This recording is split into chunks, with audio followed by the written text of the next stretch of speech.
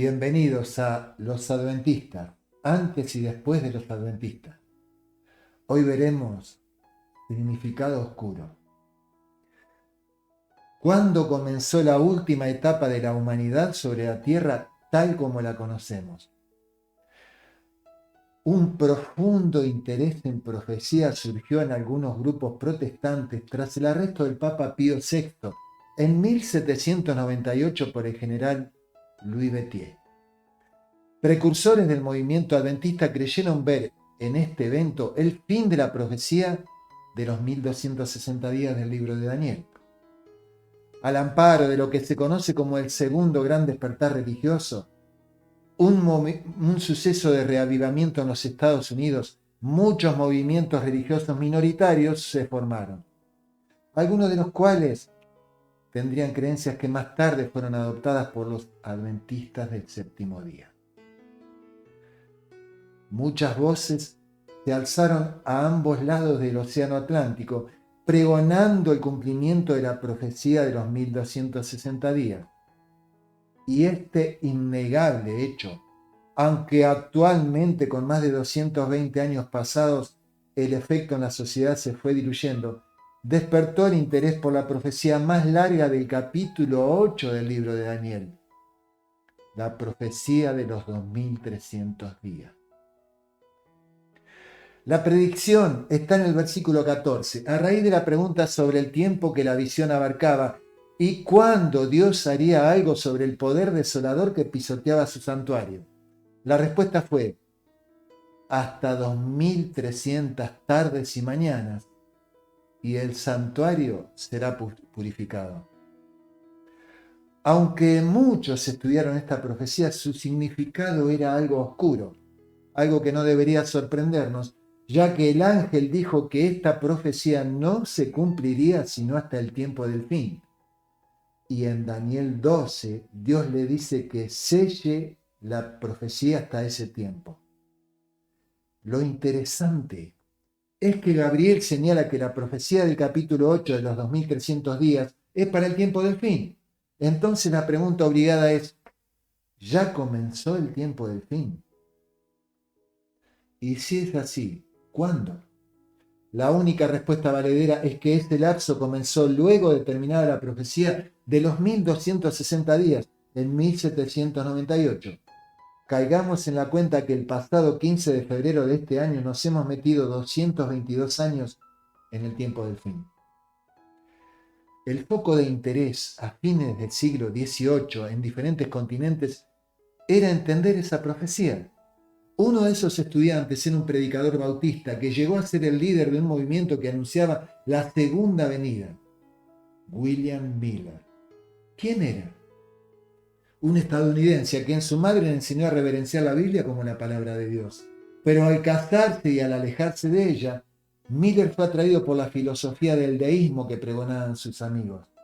Para ellos, las nociones de oración, de la Biblia como la palabra de Dios o de un Salvador no tenían significado, ya que el deísmo propone la idea de un creador que a la manera de un relojero le da cuerda a su creación y luego se olvida de ella, no interviniendo en los asuntos humanos.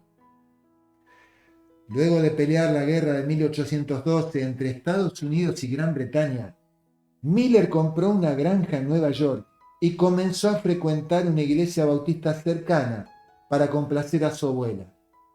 Un día, al leer un sermón a pedido de los diáconos locales, fue convencido de los beneficios de la salvación cristiana.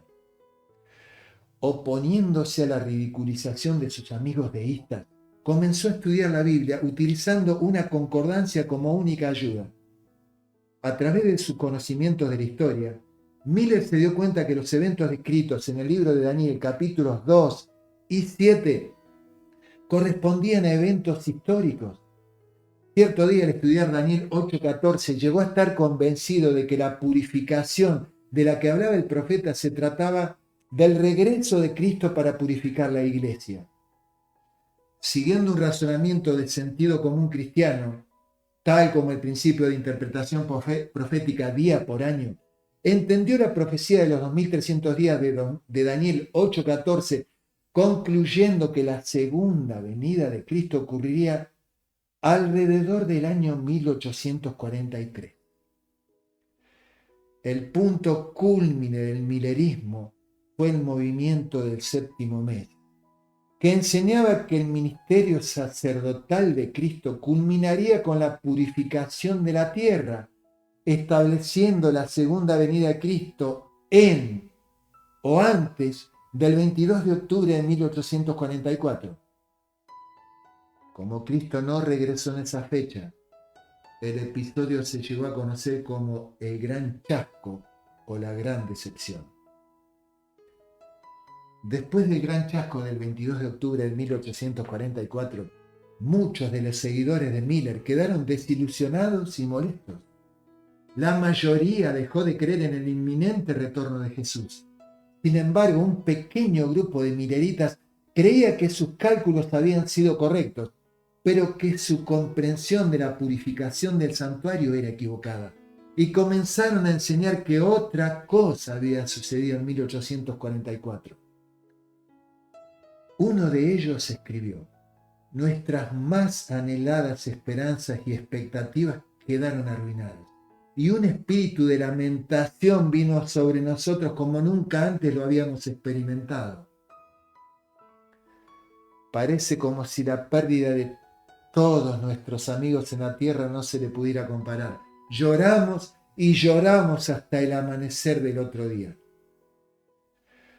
A la mañana siguiente del 23 de octubre, Hiram Edson, quien vivía en Nueva York, pasaba por un maizal con un amigo y luego relató lo siguiente: mientras pasábamos por un gran sembradío, me detuve a la mitad de aquel campo.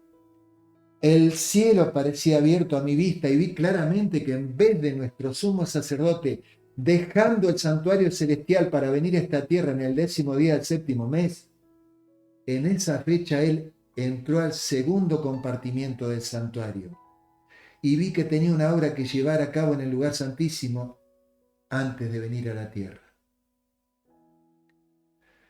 Edson compartió su experiencia con muchos de los adventistas locales a quienes persuadió con entusiasmo. Como resultado, comenzó a estudiar la Biblia con otros dos creyentes del área de Nueva York, Owen Russell Crucier y Franklin Hahn, quienes publicaron los resultados de su estudio en un folleto titulado Day Down o Amanecer. En él se estudiaba la parábola de las 10 vírgenes de Mateo 25 del 1 al 13 y se intentaba explicar que el novio había tardado. Además, introducía el concepto del día de la expiación y seguía lo que se conoció como una cronología de eventos. Su estudio de la Biblia lo llevó a la convicción de que en esa fecha Jesús había entrado en el lugar santísimo del santuario celestial y había comenzado un juicio investigador del mundo, un proceso a través del cual ocurre un examen de los registros celestiales para determinar quiénes, a través del arrepentimiento de sus pecados y la fe en Cristo, están en condiciones de recibir los beneficios de la expiación. Un joven bautista del séptimo día llamado Rachel Preston, que vivía en New Hampshire, fue responsable de introducir la doctrina del sábado bíblico a los milleritas. Debido a su influencia, Frederick Wheeler, un predicador local metodista, comenzó a observar el sábado como día de reposo y adoración, probablemente a fines de marzo de 1844. Varios miembros de la iglesia de New Hampshire que ocasionalmente él pastoreaba siguieron su ejemplo. Estos eventos fueron pronto seguidos por el Gran Chasco. Al mismo tiempo que los seguidores del movimiento estudiaban el santuario, surgió la problemática del día bíblico de descanso y adoración. El primer defensor del sábado como día de reposo entre los adventistas fue el capitán Joseph Bates. Bates llegó a conocer la doctrina del sábado gracias a un folleto escrito por Thomas Preble.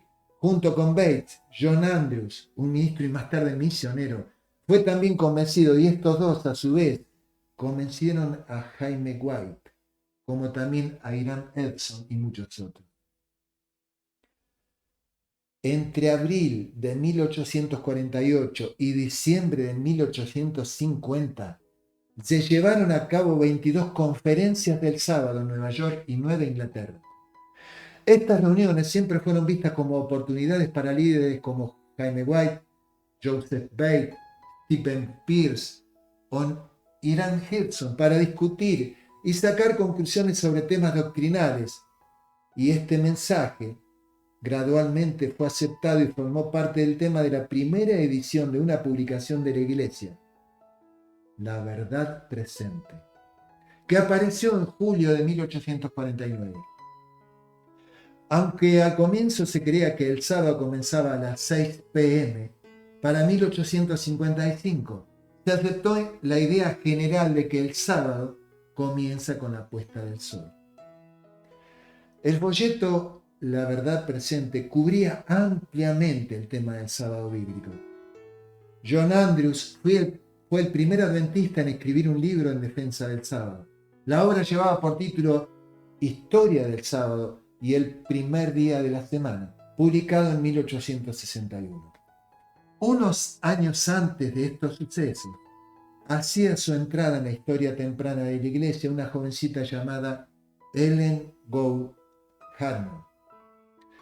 Pero eso también es parte de esta historia que verás cuando sigas recorriendo conmigo la sorprendente y apasionante manera en que Dios sostuvo y sostiene al objeto de su mayor dedicación, su pueblo, identificado con una iglesia.